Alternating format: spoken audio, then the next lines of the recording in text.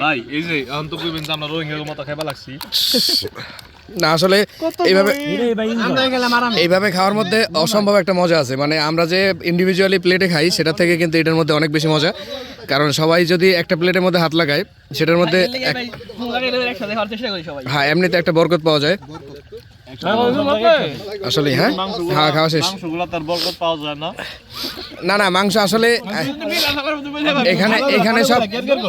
এখানে সব young generation, তো আমরা তাবলিগে গেলে দেখতে পারি যে একজন আরেকজনের ঠেলে ঠেলে দিয়ে দেয়, আর এখানে কারাকারি লাগে যায় আর কি। ঠিক আছে, হ্যালো এভরিওয়ান, আসসালামু আলাইকুম। একা একা বহুদিন যাবৎ মনমারা হয়ে বসে আছি, কিচ্ছু ভাল লাগতেছে না। যদি আপনাদের বিষয়টা এরকমই হয় তাহলে কিন্তু সবাই মিলে এরকম সুন্দর একটা পার্টি করা যায়। আমরা এখানে যে কয়জন আছি মোটামুটি ক্ষুদ্র পরিসরে ডোনেট করার মাধ্যমে সুন্দর একটা পার্টির আয়োজন আজকে করতে যাচ্ছি। যে আয়োজনটা আসলে মানে সবাই চাইলেই হয়, আর বন্ধু বান্ধব যখন একসাথে হই তখন কিন্তু অনেক বেশি মজা হয়। এখানে যেহেতু আমরা সবাই একসাথে হয়েছি, সবার মধ্যে যে একটা আনন্দ উৎফুল্ল কাজ করতেছে সেটা কিন্তু আসলে বলে বোঝানোর মতো নয়।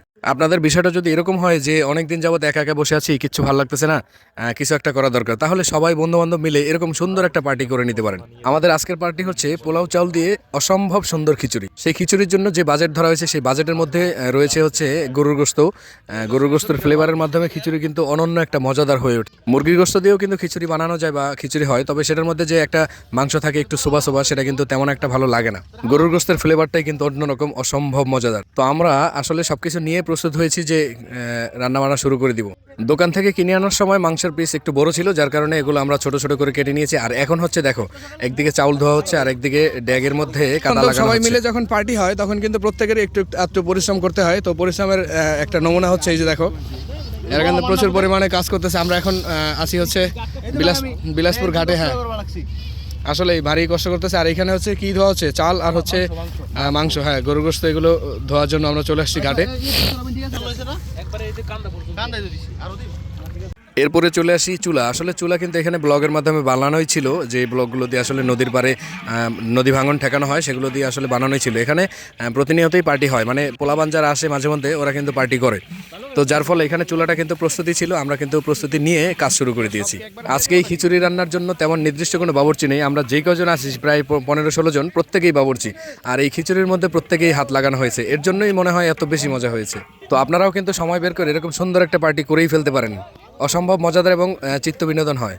কনকনে এই শীতের রাতে যদি এরকম সবাই মিলে একটু পার্টি করা হয়, মানে খিচুড়ি পার্টি বা বিরিয়ানি যাই হোক না কেন, সন্ধ্যার পরে বা গভীর রাতে, সেটা কিন্তু অসম্ভব মজাদার হয়। আসলে এই মজা যে কত মজা, আর আমাদের এই সময়গুলো একটু পরে সোনালি অতীত হয়ে যাবে, যেটা কিন্তু আমাদের স্মৃতি হিসাবে থেকে যাবে জীবনে। তাই তোমরা অবশ্যই বন্ধু বান্ধবের ডাকে এরকম পার্টি কখনোই মিস করবা না।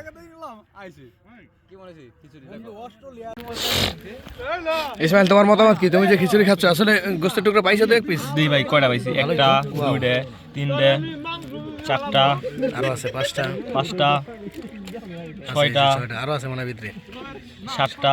ঠিক আছে ভাই আরো খাইছি 5 টুকরা আছে। ওই তেরি তাইলে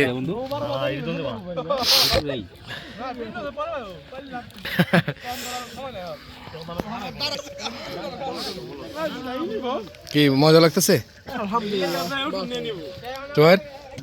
কি গোস্তের টুকরা পাইছো? কয় টুকরা হেকম? আচ্ছা, ইসমাইল তো 9 না 10 টুকরা পাইছে বলে গুনলাম হনে মাত্র।